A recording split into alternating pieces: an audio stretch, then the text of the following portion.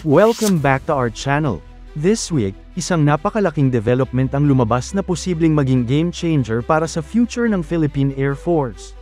Lockheed Martin, ang American aerospace giant at manufacturer ng F-16 Fighting Falcon, ay pumirma ng isang Memorandum of Understanding o MOA kasama ang lokal na kumpanya na INAEC o End-to-End Aviation Solutions Philippines para mag-develop ng repair capability dito mismo sa bansa. This could be the final nail in the coffin para sa ongoing multi-role fighter jet acquisition project ng Pilipinas. And here's why. Pero bago tayo magsimula, tandaan natin na ang matatag na Pilipinas ay hindi lang nabubuo sa lakas militar, kundi sa maayos na pamahalaan, paglaban sa korupsyon, pagtanggi sa political fanaticism, at paglaban sa maling impormasyon. Last week, opisyal na pumirma ang Lockheed Martin at INAEC ng isang MOA para magtulungan sa pagdevelop ng local MRO, maintenance, repair, and overhaul capabilities sa Pilipinas. Ang ibig sabihin nito, hindi na kailangang ipadala abroad ang mga aircraft para sa maintenance o repairs, malaking savings yan sa logistics, time, at manpower. At hindi lang to para sa mga F-16, pwedeng lumawak ito in the future sa C-130J-30 transport aircraft ng Air Force at H-60 series helicopters, gaya ng S-70i Black Hawk na ginagamit na ngayon ng PAF, at posibleng MH-60R Seahawk na ini-evaluate ng Philippine Navy for anti-submarine warfare. This is a strong vote of confidence sa kakayahan ng Pilipinas na mag-develop ng sarili nating aerospace logistics capability. Para sa mga advocates ng Self-Reliance Defense Posture o SRDP, this is a huge win. Pero ito ang mas exciting, Lockheed Martin is now expecting a formal offer from the US government for the sale of up to 20 F-16 Block 70 multirole fighters sa halagang $5.58 billion. Ang Block 70 ay ang pinaka-advanced variant ng F-16, complete with AESA radar, modern avionics, precision weapons capability, and improved survivability. Ayon kay Amy Burnett, Lockheed VP for Fighter Group Business Development, it's only a matter of time before the US formally presents the offer to the Philippine government. So kung tatanungin natin, ready na ang Lockheed Martin? Ball na lang ngayon sa US government at sa final decision ng Philippine Defense Leadership. Pero hindi lang F-16 ang contender. May dalawang major rivals, JAS-39 Gripen I ng Sweden sub, KF-21 Boramae ng Korea Aerospace Industries. Ang Gripen ay kilala for its low operating cost, high sortie rate, at flexibility. Ang sub mismo ay nagpo-post sa social media ng emphasis on cost efficiency and life cycle affordability. Sa kabilang banda, ang KF-21 Boramae ay isang new generation fighter, mas malapit sa 5th gen sa design at capability, pero prototype stage pa rin ito, hindi pa operational kahit sa South Korea. Sa tatlo, ang F-16 Block 70 lang ang combat-proven, readily available, at may established global support ecosystem, and now, possible local MRO. Ang local MRO ay hindi lang logistics advantage. Isa itong strategic edge. Imagine this scenario, may maintenance issue ang fighter jet fleet natin. Kung kailangan pang ipadala sa ibang bansa, that could take weeks or even months. Pero kung may in-country repair and maintenance capability, mabilis ang turnaround, lower cost, at higit sa lahat, secured ang access at control sa system.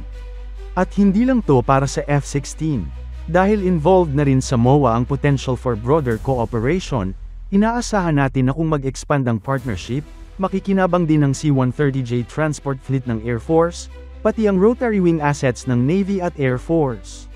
Kasama rin sa deal ang proposed Innovation Center for Aerospace Workforce Development, at Joint Project on Indigenous Unmanned Aerial Systems, pushing the Philippines closer toward tech-based defense modernization. Ngayon, ano ang practical impact nito sa pang-araw-araw na operasyon ng ating Air Force at defense ecosystem? Unang-una, kapag may sariling MRO facility ang bansa, makakabuo tayo ng local talent pool. Hindi lang mechanics, pati engineers, avionics specialists, logisticians, at systems analysts na pwedeng sanayin at ma-employ right here. It's not just about planes, it's about people, skills, and jobs. Pangalawa, may potential ito na maging hub ang Pilipinas para sa regional maintenance.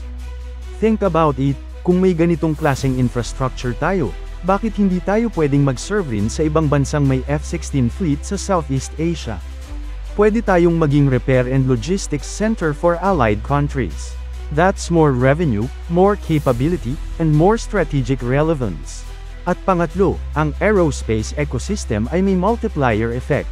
Hindi lang ito defense-related, pwede itong mag-lead sa improvement sa civil aviation, airport operations, air traffic control, and even academic collaboration with universities offering aviation and aeronautics programs. Imagine a future kung saan ang isang batang Filipino ay hindi na kailangang lumipad pa abroad para magtrabaho sa aerospace industry. Instead, dito sa Pilipinas, we train, build, and maintain world-class systems with global partners. Dito na mismo sa bayan niya. Kaya itong seemingly simple na MOA ay maaaring maging cornerstone ng mas malawak na transformation, hindi lang ng Air Force, kundi ng buong aviation landscape ng bansa. Kung tuluyan ng pumayag ang gobyerno natin sa F-16 package, this could redefine the future of the Philippine Air Force.